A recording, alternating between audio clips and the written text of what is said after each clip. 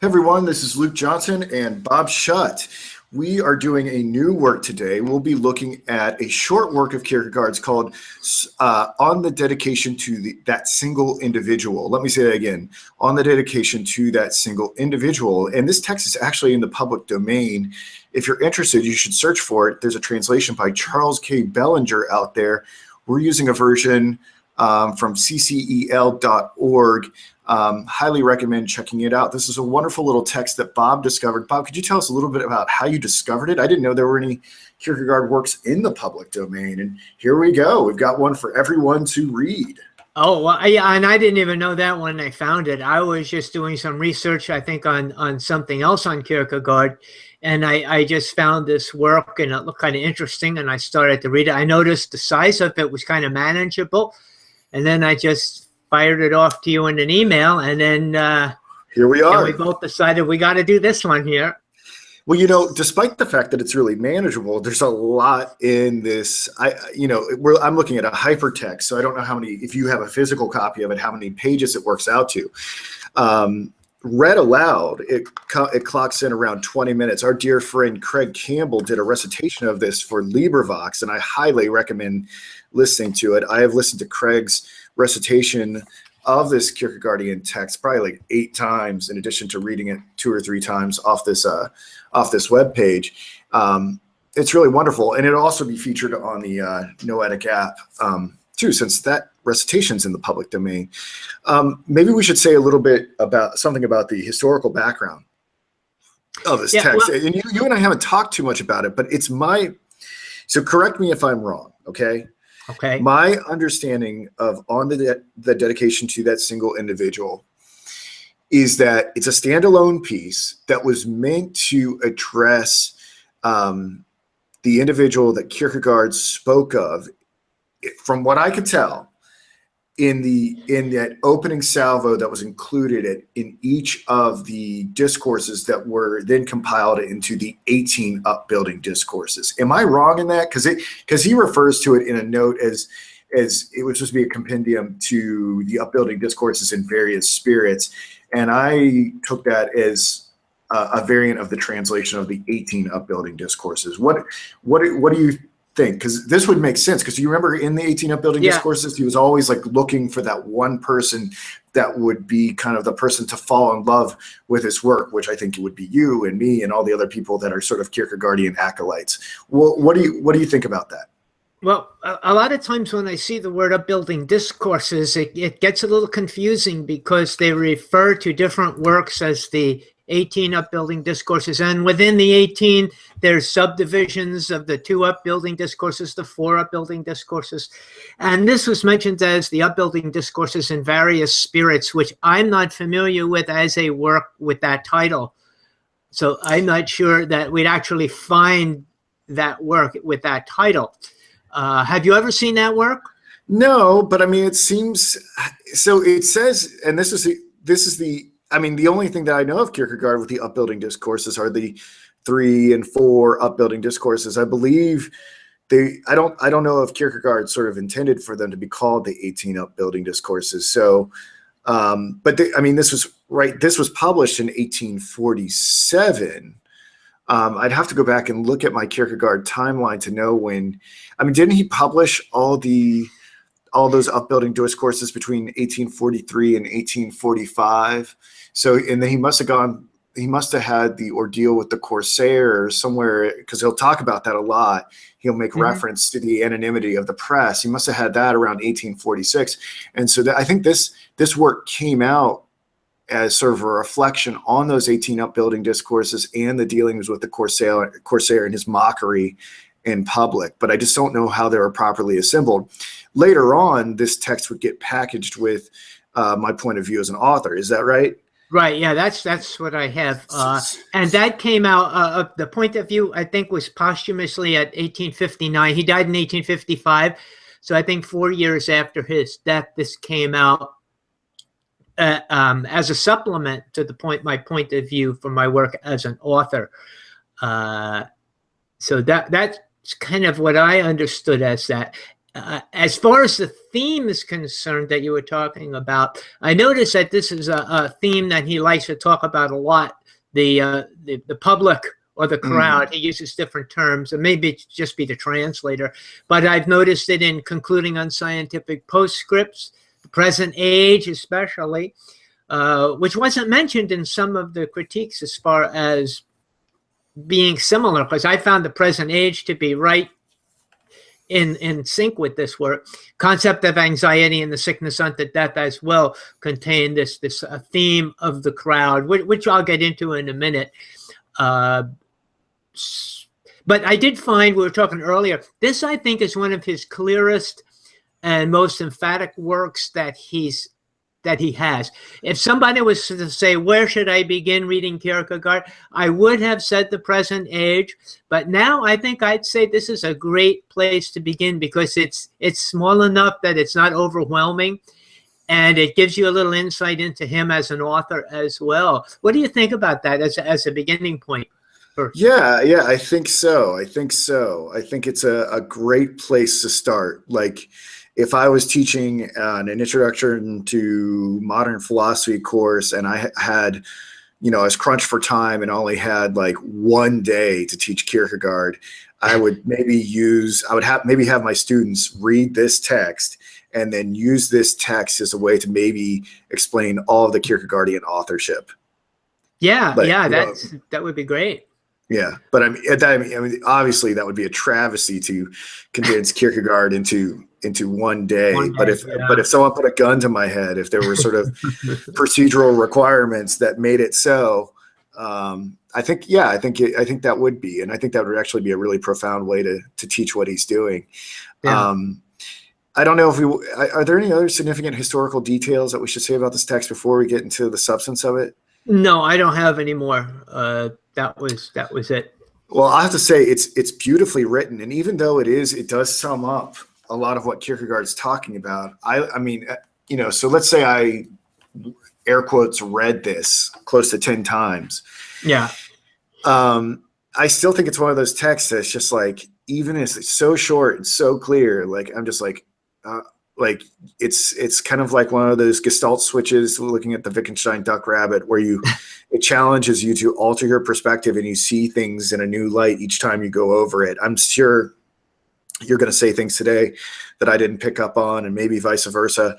Like everything Kierkegaard does, it keeps giving. It doesn't stop. It's not like I read it those 9 times and I was like, okay, I got it all. I mean, but it's wonderful. I love how it starts off here.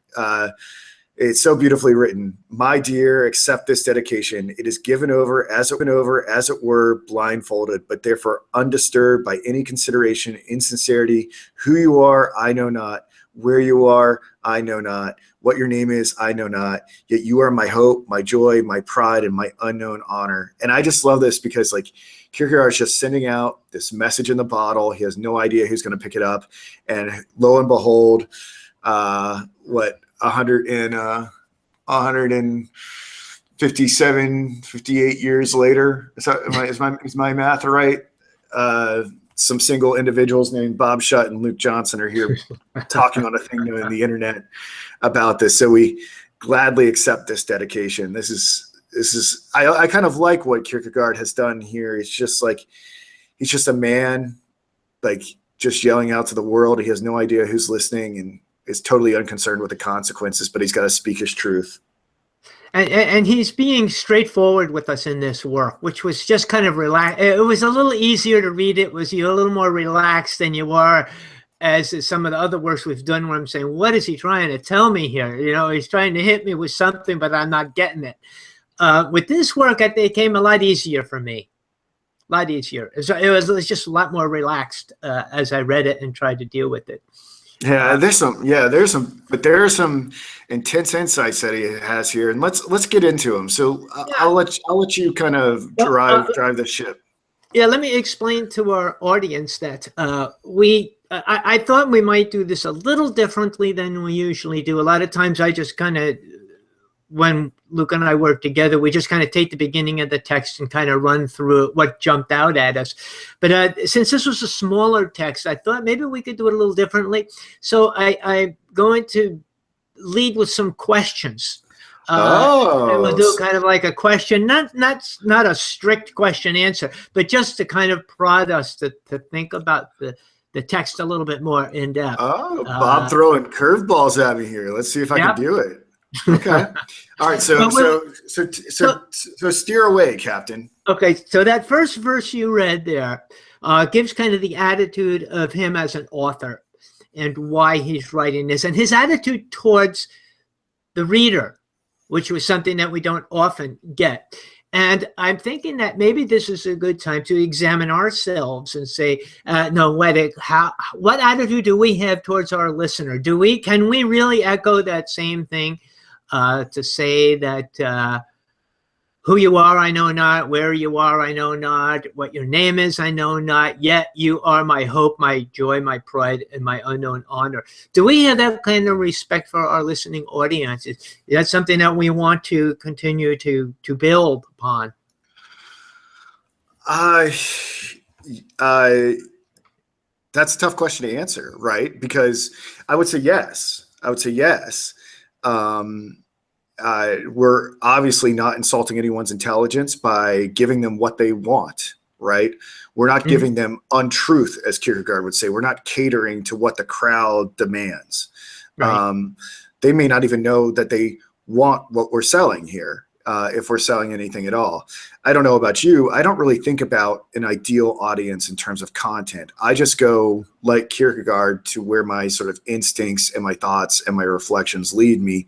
And I hope sort of a individual sort of aggregate around that. Because if that's actually kind of a problem, I think, with the trajectory of philosophy as it's taught in current academia, is that philosophy programs are so desperate to stay afloat that they're starting to make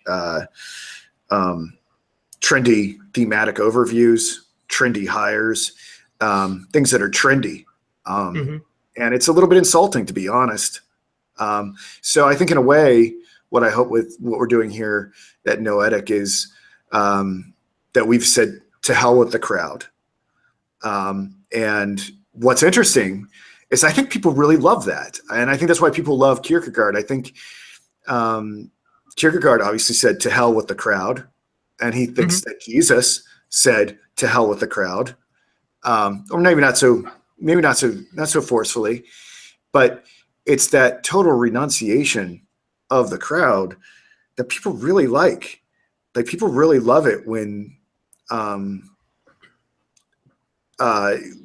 individuals turn their back on what's sort of culturally expected and express their own truth. And I would hope that everyone that's ever involved in Noetic are single individuals in the sense that Kierkegaard had in mind, or at least are on their way to becoming them. But by doing so, we probably also have to realize we're going to have a smaller audience. We're not going to appeal to the masses and the crowds because that's what they're selling. We're going to appeal to those people who have a different way of looking at life. But you know what's great about people like that? People who have a different way of looking at life oftentimes end up being individuals that other individuals look up to. So by aggregating other self-actualized individuals who have a lot of powerful sway, they actually might bring in more of an audience than just from kind of a strategic perspective. I'm just thinking than if you go and try to get everyone in mass. Like, people who take a risk and take a stand oftentimes tend to command a lot more attention. When and the very next paragraph, he talks about what he calls, this is the right occasion to write this.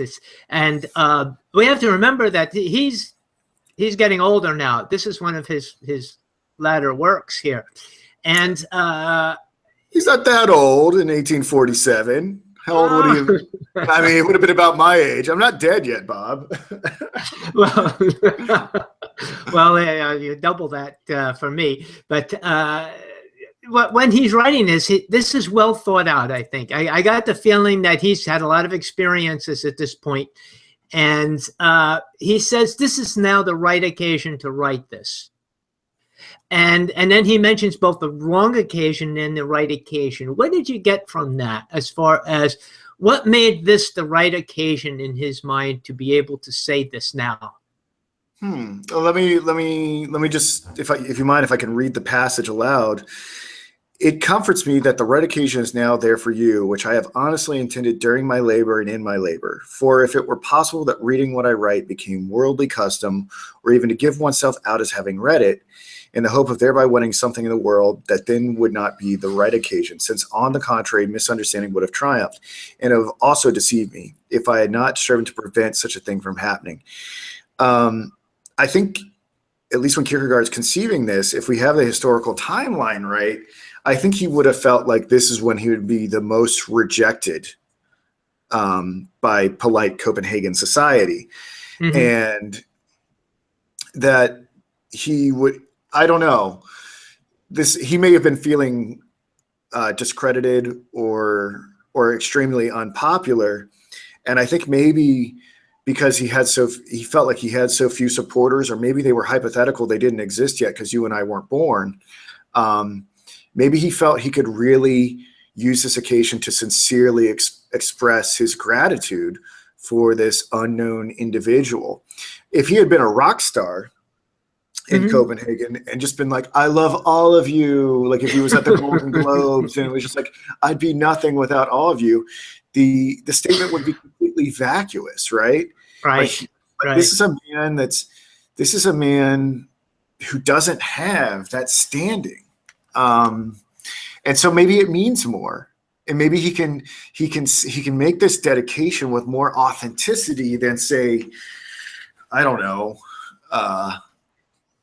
someone accepting an Oscar and being like, I'd be nowhere without you guys. Like that's just like ephemeral, meaningless rigmarole. Like this is a dude. I think this is a dude who like cares about us. What do you think?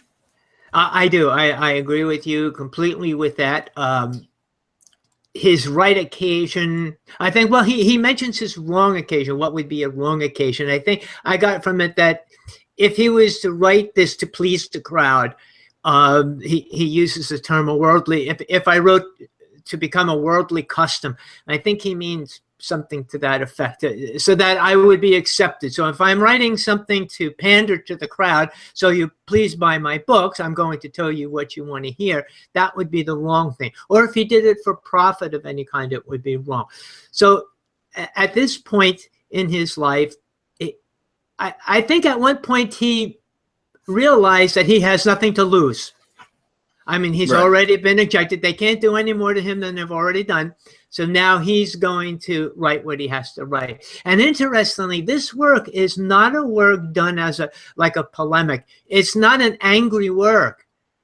I didn't get the sense that, well, I'm going to fix, you don't want me, I'm going to fix you guys. I'm going to cram this down your throat. This doesn't seem that way, because from the way he introduces it. I don't know. I mean, it's definitely not as contemptuous as say the moment, but it's definitely got some harsh words. I especially the one that, and we'll get to it, but the passage where he talks about how individuals could only in a crowd spit in the face of Jesus, but they would never do that if they stared into his face as a single individual. I don't know. I think there's some venom still in this. You think so? But, okay, well, we'll get to some of that. I agree that there are places where he gets a little bit on the edge, but I just thought that the whole paper itself was a little more on the friendlier note. But maybe I'm wrong about that. Well, I think that's probably like where he's the best, when he's like skirting that edge. To be honest, like when he like a happy Kierkegaard is not necessarily the best Kierkegaard, and an excessively acerbic Kierkegaard is not necessarily the best Kierkegaard. I think it's that one that simultaneously like is I don't know, like a little possessed, like a combination of like a pox amongst your houses and great benefits for those who believed in me when I was at my worst. I like that Kierkegaard. I guess mainly because I feel like that's kind of who I am in some ways. Yeah. I feel a little bit like that. I'm like fiercely loyal to those who believe in me now when I'm just, nobody. Yeah. Like you'll be my forever friend, regardless of what happens with this project. And I intend to be very good to you, Bob. Okay. Likewise. But for those who didn't get on board early, I don't know. Don't be sticking your hand out later. That's all I gotta say about that. So then now he gives us an idea. He talks about in that section about his view of life, truth, and the way. He says that this work is well thought out view of life, of the truth, and of the way. And he's presenting it to us solely for the sake of truth. Now, he uses this word truth an awful lot, and I know we can't get into what would I say, an elaborate explanation of what he means by truth. But how can we kind of give our listening audience an idea of what he means when he talks about truth? Because truth, when you say the word truth, it means a lot of things to different people. And he doesn't really define it in this particular work. He does in other works, but I don't know, without giving it away, what would you say is a quick and easy way to explain what he means by truth? Well, I don't think he really says here what truth is. I think you have to infer what truth is from what truth is not in this work. Because he goes on and gives a number of examples of untruth. And untruth seems to be anything that is the result of the calculation and development of the crowd. So anything that's the result of popular consensus, balloting, general agreement, is he's going to be deeply suspicious of as being any sort of truth. And this can range from political systems to theological rights to just sort of fashionable manners or anything of that nature.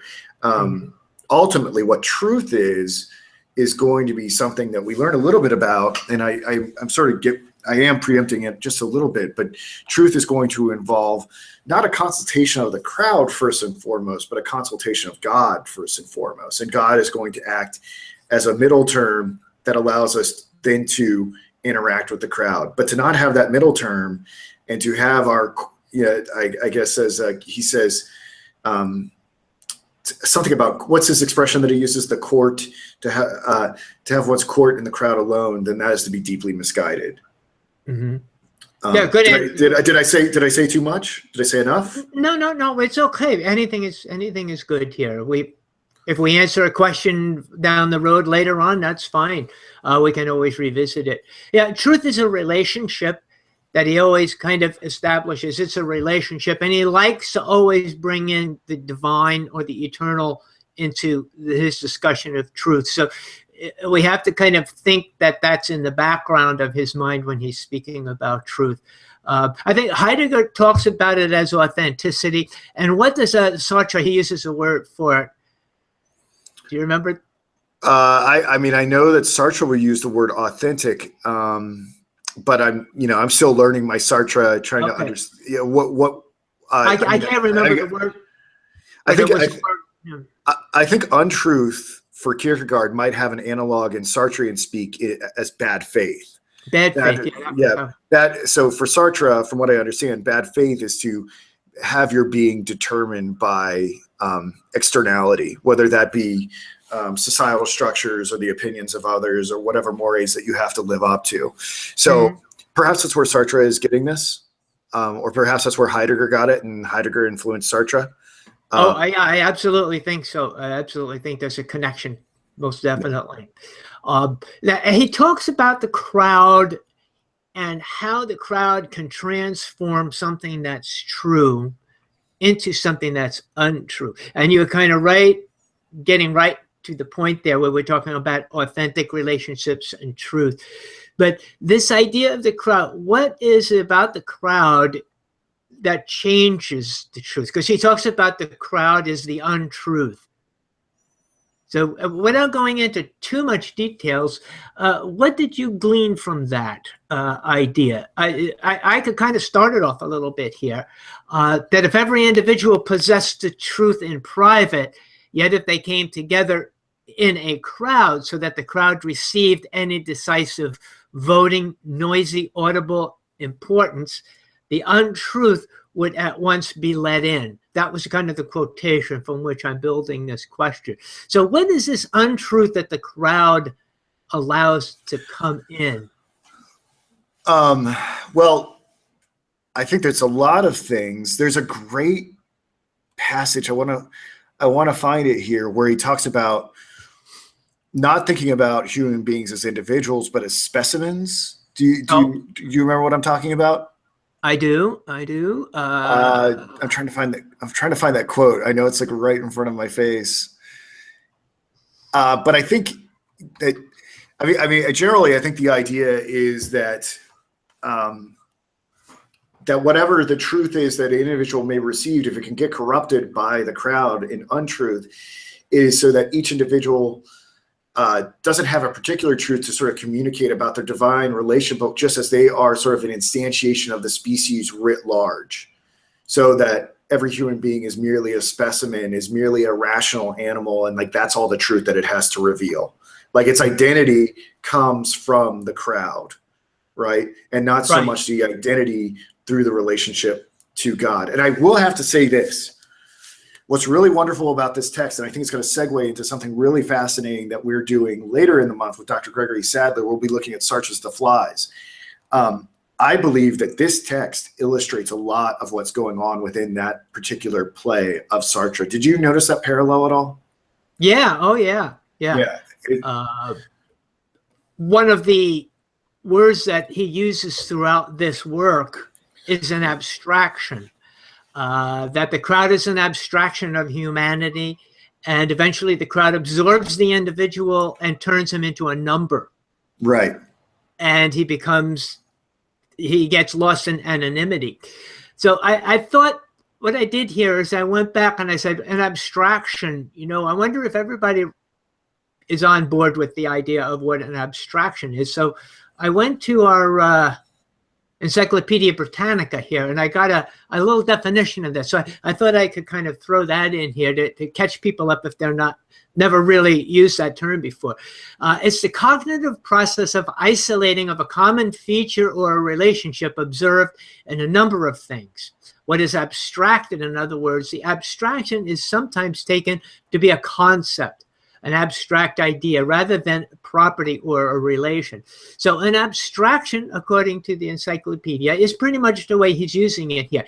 It's when we become just an idea. In other words, an abstraction of humanity. Instead of being people, it becomes an idea, the mob, he uses in some works, or the crowd. He uses the word "the" in front of it to emphasize this is an abstraction here. There's no such thing as the crowd. There's no such thing as the mob. And there's no such thing as this. Yeah, and there's no such thing as the specimen or this hypothesized instantiation either. Right. Exactly. Yeah. If I found that passage I was making reference to earlier, if I may read it. Absolutely. Go ahead. It was talking about how the crowd can distort this relational truth. Certainly is far more probable, and it is also true in relation to all earthly and sensuous prizes, and it becomes only the truth if it's allowed to rule, for this point of view abolishes both God and the eternal and the human being's kinship with the divinity. It abolishes it or changes it into a fable and sets the modern, as a matter of fact, the old heathen in its place, so that to be a human being is like being a specimen which belongs to a race gifted with reason, so that the race, the species, is higher than the individual, or so that there are only specimens, not individuals, but the eternal, which vaults high over the temporal, quiet as the night sky, and God in heaven, who from his exalted state of bliss, without becoming the least bit dizzy, looks out over these innumerable millions and knows each single individual. I love that passage. Yeah. Sorry, I had to share it. That was valuable. In some of his other works, he talks about the many the crowd or the mob, he said, even though they are numerically greater than the individual, they really don't exist. No, And the individual is greater than the many. totally. Because the many is an abstraction. So that was something that when I first read that, I thought that was kind of eye-opening. I really didn't think that deeply about it until Kierkegaard kind of brought me into that. I think we have to say why the individual is greater than that abstraction, and I'm sure you have this noted already. I'm probably stealing your thunder, but it comes from this verse from 1 Corinthians chapter 9:24, where Paul says only one receives the prize. Do you want to say more about that? And because that's right. Actually, that's right next, so we can go right into that. It kind of naturally flowed into it. Sure. The actual quote is from 1 Corinthians 9, chapter 9, verse 24, where it's just a piece of the quotation, but it says only one receives the prize. And it doesn't mean here that only one is going to go to heaven. You know, if you're running only one person from each church or something is going to get to go to heaven. What it means here is the individual has precedent rather than the crowd. What he means is why the individual and not the crowd, because it's only the individual who has a relationship with God. God relates to us as individuals. He doesn't really relate to us as a crowd. There's ideas that Jesus gave about this. One of the ones that we'll visit later on is that the gate is wide and many enter in that leads to hell, but narrow is the gate that leads to the kingdom. And the idea here, we could pick on that same meaning, is that the crowd enters in through the wide gate. But if you want to go to the kingdom, you have to go in as an individual. You can't go in as a mob. You know, it just doesn't work that way. Which I thought that was one of the greatest virtues of this piece, and it really kind of woke me up. Because so much of our cultural conversation is about fulfilling the greater good.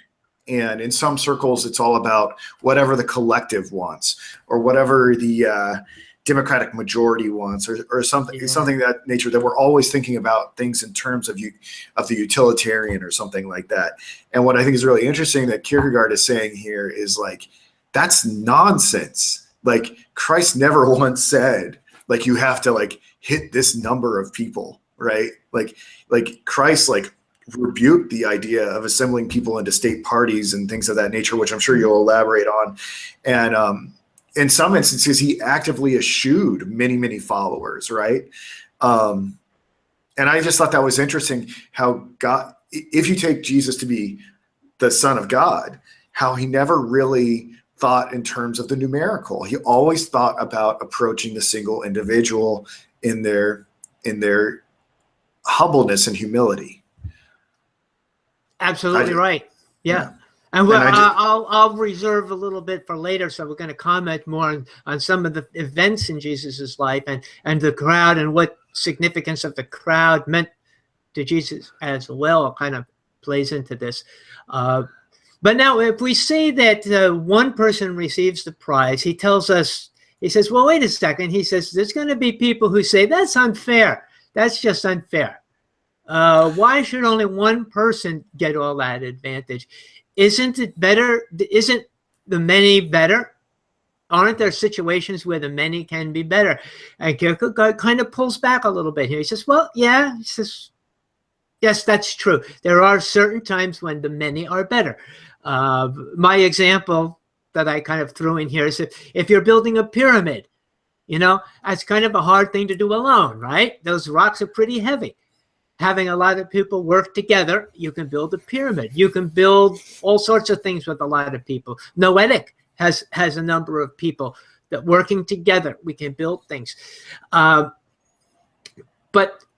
he tells us that's not that's not what he really means here by the many. He's really here talking about the many is when a person defines himself by the crowd, This is called the abstraction. He sees himself in truth only when he's in agreement with the crowd and when he marches in step. So he becomes defined by the crowd. Whatever the crowd says is right, he does it.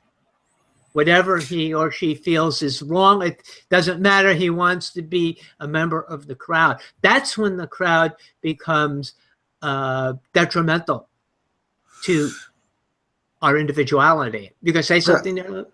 Yeah, I think the important thing to point out, right, is that it's not the single individual. It's not one person that's going to receive this prize. I think just to complete your thought there is that this opportunity to have this relation to God is available to everyone.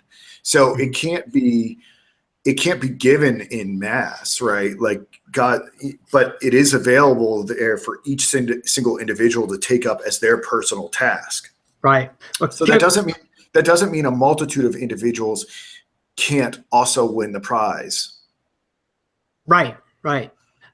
He says the turning point with the many is when it oversteps its bounds and it enters into truth as some kind of authority or of an arbiter. Somebody who says, I will tell you what's true and I will tell you what's false. So you must be a member of my community or else you're out. Are you on the good list or the bad list? Right. That's the problem. Do you wear the blue shirts and the tan pants? Or, in agreement with everybody else? Or are you different? And if you're different, then you don't belong with us. So we see this a lot, right? We see it. It's a theme that keeps in our culture, keeps popping up. You're either with us or you're against us. You're fake or you're real. It seems, regardless of your political persuasion, that there is this proclivity to define out certain individuals. Right. And so how does God see us is my question. Does he see us as individuals or as a crowd? So we kind of need to explain that. So let me just start off with that. How does God see us now? Does he see us as individuals or does he see us as a whole group of believers all at one time? Well, I think it's both. I mean, he can see humanity and conceptualize humanity. I wouldn't want to take that away from God. I think what he wants is different from what he sees. And I think what God wants is he calls each individual forward to enter into something relational with him. I think that's what God wants to see. It's unfortunate that that's not what God always sees. Yeah. How's that answer? Perfect. Because for me, I have my most beautiful passage out of the whole Bible deals with this. And it's taken from the Gospel of John, chapter 10, verses 3 through 5.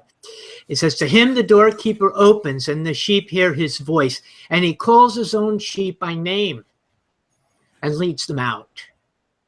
And when he brings out his own sheep, he goes before them, and the sheep follow, for they know his voice. Yet they will by no means follow a stranger, but will flee from him, for they do not know the voice of strangers. So this relationship with God that Jesus is talking about is mentioned here as the individual. And it should be so comforting for each of us to know that God calls us by name. Mm-hmm. He doesn't say, you guys out there, I don't know who you are, but you can be saved. No, he says, Luke, I'm calling you Luke, and I know you. I know your name, and I know you recognize my voice. This is just the most inspiring verse in the whole Bible for me, anyway. I go back to this all the time. Whenever I feel like I'm just a number or some anonymous person, and I realize that God doesn't see me that way. He sees me as an individual. Does that mean the same thing to you, Lou?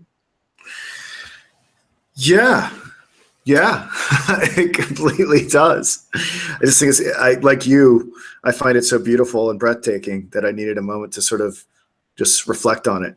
But yeah. Okay. Yeah. And then I guess we can go on here to my next question here. How can we come out of the crowd and become an individual? This is the real challenge that Kierkegaard is sending out to his community. because I don't think he's just writing to those people who agree with him. I think he's trying to write to those who are in the crowd and say, I want to come out, but how do I do that? How do you come out from that sense where you belong? Now you feel like you belong in the community. What's going to motivate a person to leave that comfort zone? Well, I think this text, to be honest, is a great place to start that will precipitate that sort of departure. What I thought was really wonderful about this text, and I hope, again, I'm not stepping on your toes at all. Don't worry about that. One of the things that I thought was really wonderful about this text is Kierkegaard, and I mean, it's like a truth hiding in plain sight. He says, look, when you're in a crowd, there's no heroism, and there's only amplified cowardice. Your cowardice sort of binds you together with an unknown multitude, and then you take on sometimes what you conceive to be noble world historical aims, and sometimes you take on injustice, right? And that you will do things in a crowd, in a mob, that you would never do as a single individual. And you will commit injustice because then it can be sort of spread out amongst the crowd. And it doesn't really seem like you have a hand in it, because a crowd is an abstraction. It doesn't really have hands. It doesn't really have a collective consciousness or anything like that. So there doesn't seem to be some real agent that does the terrible thing. And it sort of allows for there to be a scapegoat for the evil thing that you do, whether it be the selection of Jesus over, was it Barabbas? Right. Or burning down a city, or I don't know, committing some sort of torture or heinous act or war or whatever else. The crime itself seems, if it's spread out amongst enough people,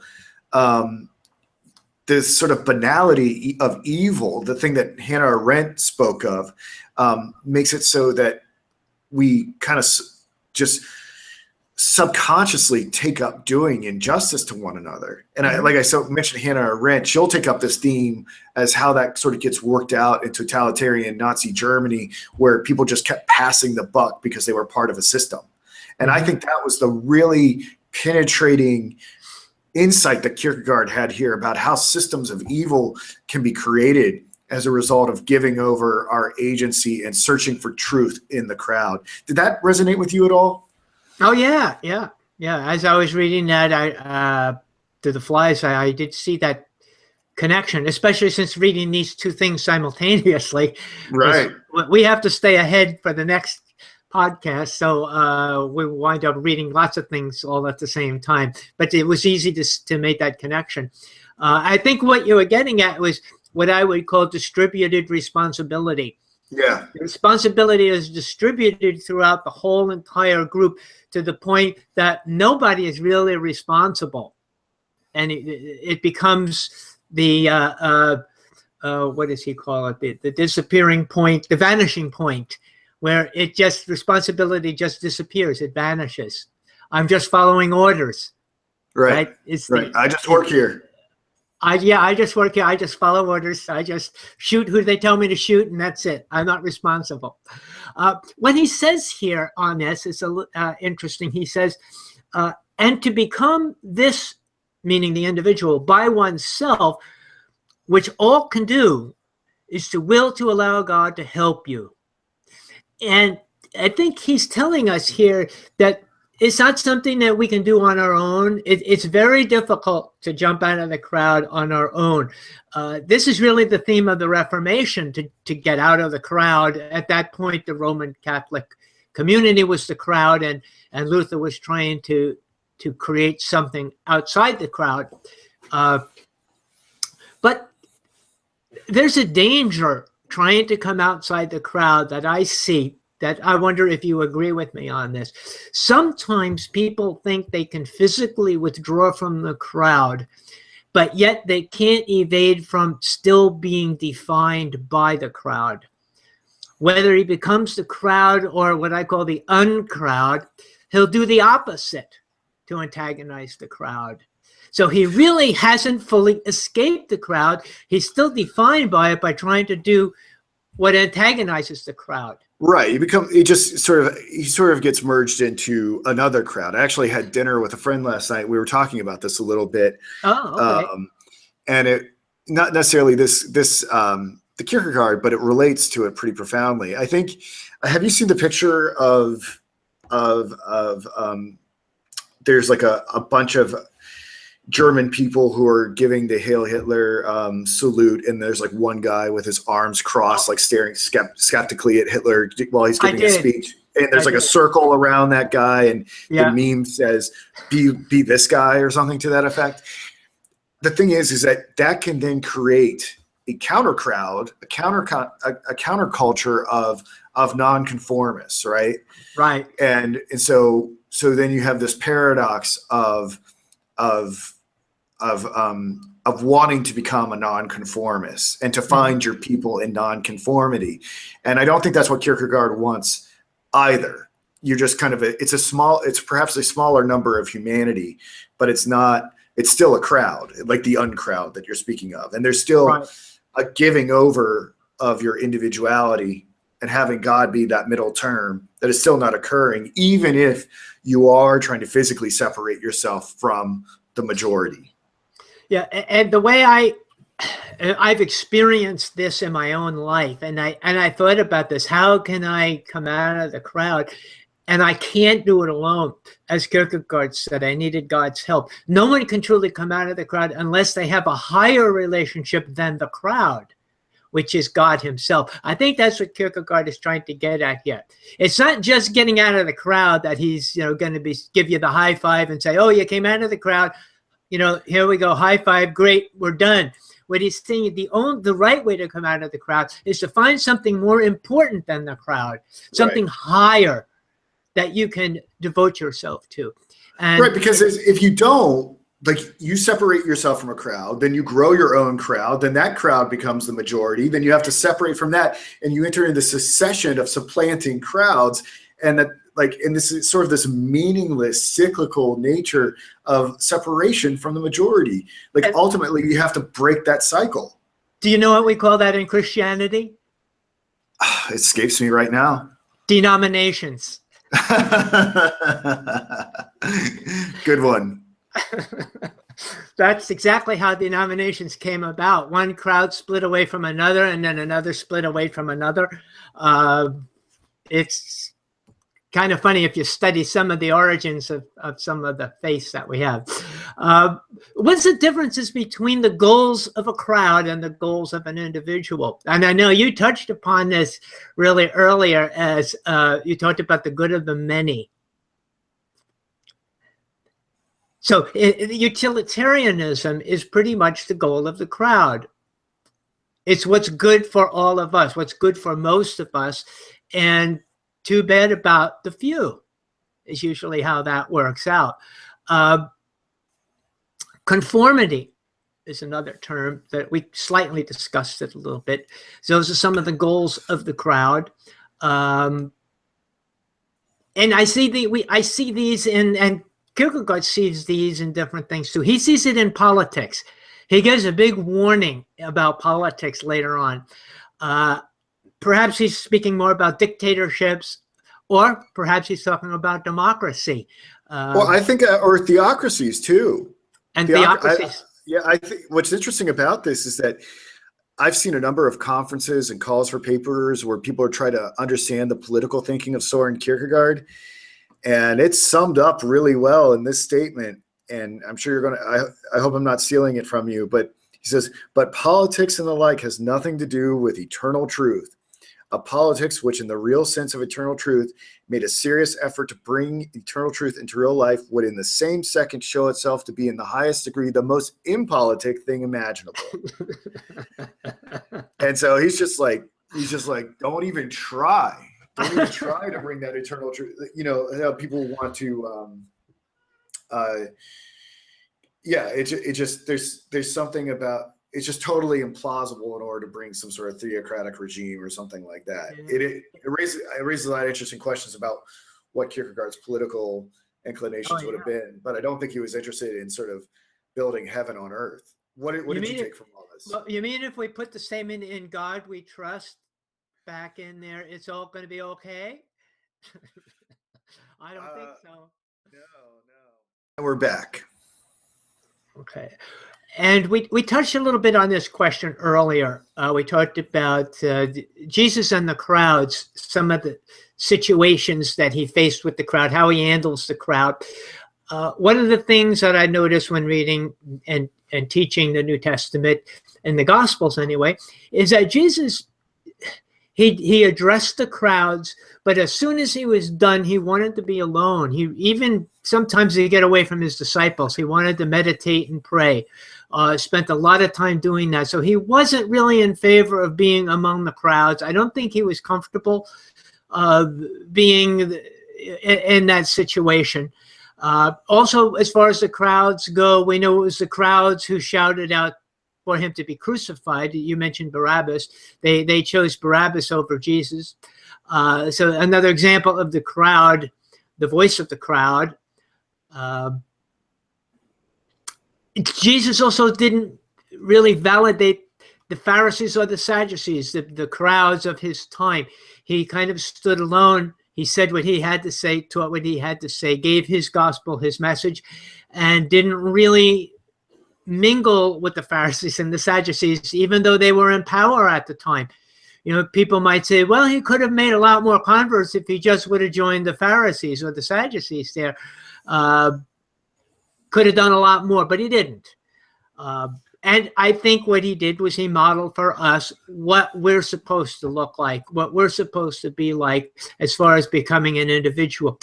And along with that, being an individual also carries with it, and Kierkegaard validates this in this, I can't find the quote, but he says that you have to accept a certain amount of martyrdom if you're going to be an individual. It's going to happen. And I know that's kind of happened in my life. It's not always people are going to crucify you, but sometimes verbal abuse, sometimes social abuse, sometimes just being ostracized from the crowd. Yeah, I think alienation is a big part of it, right? Yeah, good word. Yeah, exactly.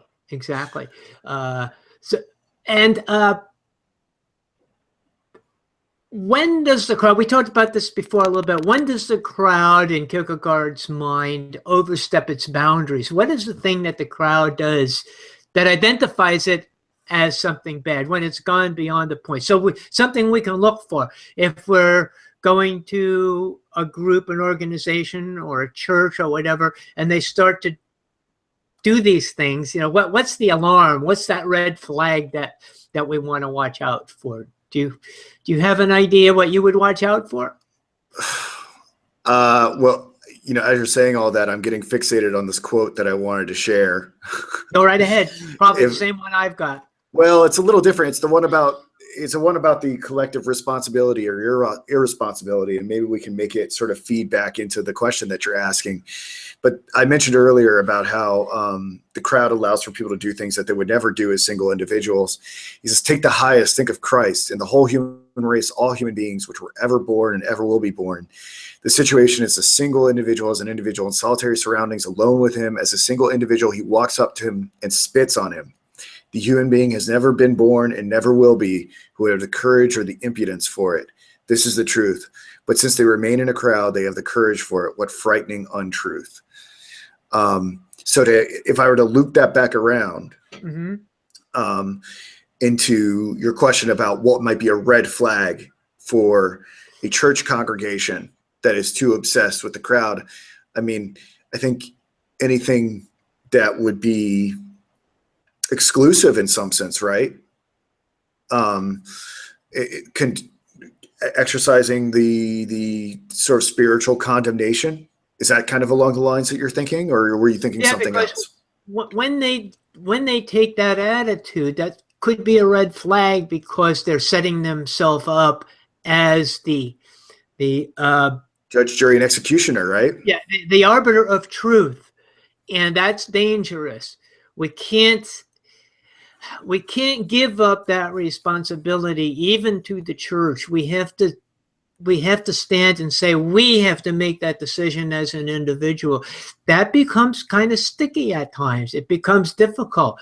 It's not easy to have, a church and to run it the way it's supposed to be read without the danger of falling into the crowd. So it's something that pastors and congregations really need to be aware of, that we don't want to fall into the point where we're going to vote on what's true, and the majority rules. What's the best for the whole population is going to be the truth. It's got to be something much more spiritual.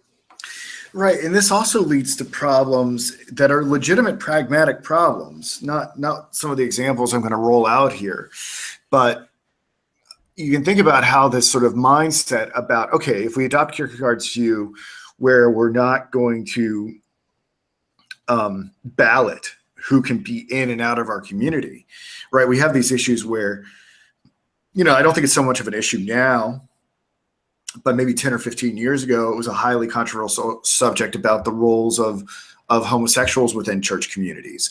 And then you have to ask yourself about, I think of like when Johnny Cash went to Folsom. What's the prison he went to and did his? He did his concert there, and he said, if you've seen the movie about his life, the biopic about his life, he says, people were asking him about why he would go and perform for these inmates, and he's like, well, wouldn't that be exactly what Christ would do? That the true Christian spirit welcomes everyone. I think the trouble sort of gets to be, right, is like when you have really dangerous elements of society pragmatically in your church congregation, how that works itself out. I don't know, that's a whole other conversation that's like, but I think that is sort of one of the pragmatic reasons why people may feel like they want to go to a well-to-do church, or they do want to exclude certain members of society, convicts, people with drug addiction problems, the homeless. They don't want those individuals to be associated with their congregation. And there does seem to develop this high community that says like, well, you're allowed to be with us. You're allowed to be with our crowd. Do you know what I'm saying? And have you seen how this has worked out in real life? And that's actually one of the ideas of why do we want to be in a crowd, because we get that affirmation, we get that sense of belonging, we get that sense of, well, we must be right because there's a whole lot of people who agree. And that's when the crowd becomes the definer of truth for us, and that's the danger point. We have to each be responsible for our own decisions and our own truth. When we lose that, when we give that up to somebody else, then we're no longer authentic, and we're bad faith, as Sartre says. Then he goes on. He gives us this is a quotation I'm going to read, because this is the one I put in the on my webpage here, not my webpage, but your notes. Posted it in my Facebook here. Oh, it says, okay. That an anonymous person with the help from the press, day in and day out, can speak however he pleases, even with respect to the intellectual, the ethical, the religious, things which he perhaps did not in the least have the courage to say personally in a particular situation. Every time he opens his gullet, one cannot call it a mouth, he can all at once address himself to thousands upon thousands. He can get 10,000 times 10,000 to repeat after him, and no one has to answer for it. Oh yeah, and this is a great quote, because you have to think about how this bears even more relevance in the days of social media, right?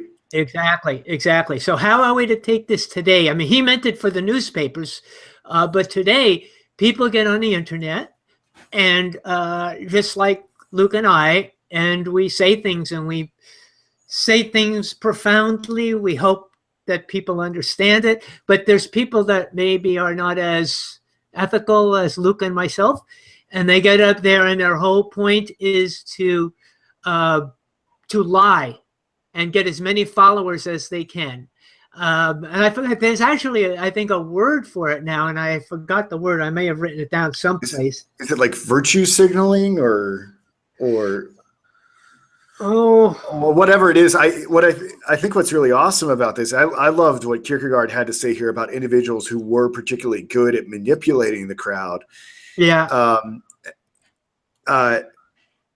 So he says, for to win a crowd is not so great a trick. One only needs some talent, a certain dose of untruth, and a little acquaintance with the human passions. But no witness for the truth, alas, and every human being, you and I should be one, dares have dealings with a crowd. And I thought this was so awesome, how blasé and how flippant he is about individuals that can actually summon up the mob. Yeah. He's like, bravo, fantastic. You can motivate legions. You can motivate tens of 10,000 people to parrot your nonsense. Like, congratulations, you understand some like fundamentals of human psychology. You have a Twitter account. Good job. It's like he totally minimizes the ability of charismatic celebrities, politicians, cult leaders, whatever else, to aggregate individuals into the crowd. He's like, yeah, it's really not that hard. He's like, I could do that if I wanted to. And he says about that as well, if I take him correctly, he talks about the untruth, the people who fall into the untruth. It's easy, he says, because it requires no previous knowledge, no schooling, no discipline, no abstinence, no self-denial, no honest self-concern, and no patient labor. So it's easy just to let somebody else decide for you. It's easy to see something on the internet and say, okay, I'll believe that. Yeah. It's a whole lot easier than me going out and reading a book. Heck. Yeah. Well, yeah. I believe the word that you were looking for earlier was slacktivism. Was that the word you were looking for? No, but I'll buy that one. Yeah, so that's the word of like where you're an advocate for causes and you drum up a lot of support for it, but like all you're really doing is like sharing like media articles, like and it's a bunch of like self-congratulatory cycle, as we should say. It's I mean, it's something that definitely happens with the internet a lot. Well, today I noticed there's people out there with the conspiracy theories, and it's like they create a conspiracy theory, and then they want to see how many hits they can get on it, and so they just keep pouring more and more nonsense into it, and they get more and more people to want to read it, and it's not based on anything truthful. It's about being shocking. Yeah, it's about being shocking and get people to listen to your lie.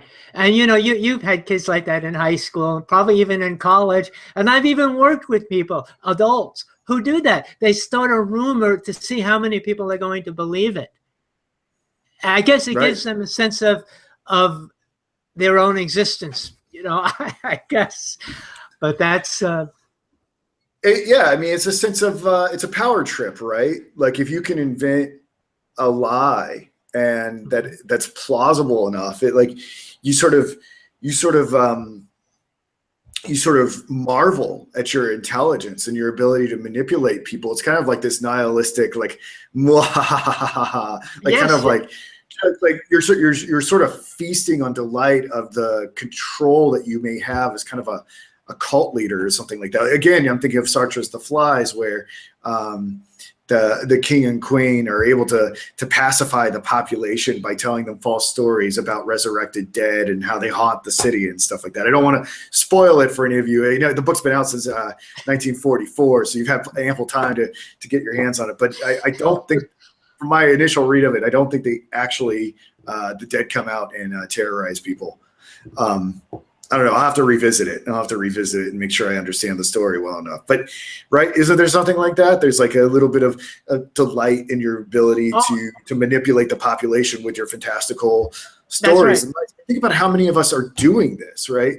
Like it's an evil thing that people are doing.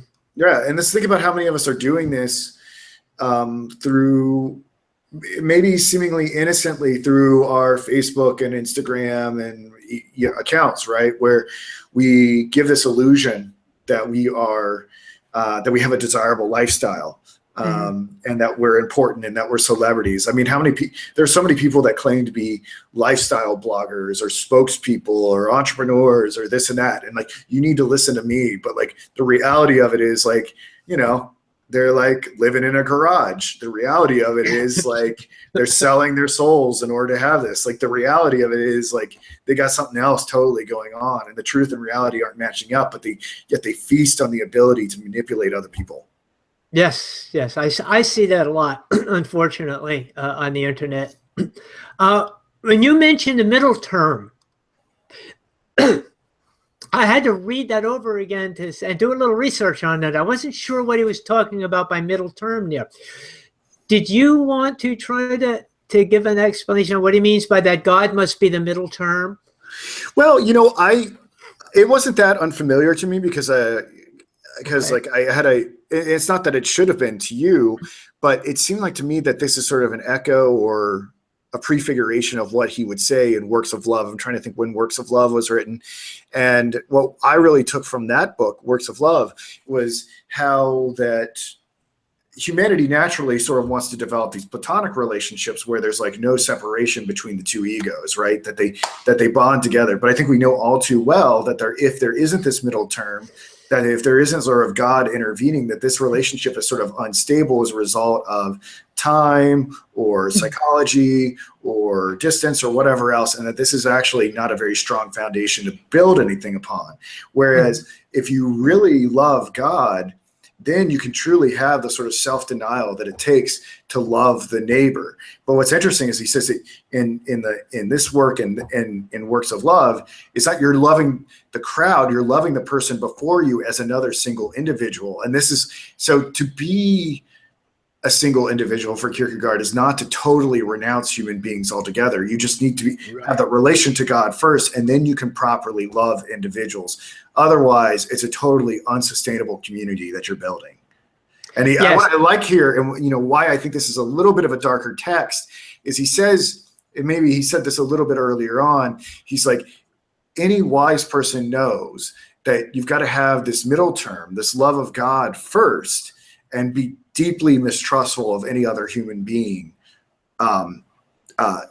outside of that. I mean, you can obviously have friends and relationships and stuff like that, but ultimately what's going to be the ontological grounding and is going to be that, and everything else is sort of in relation to that. Mm-hmm.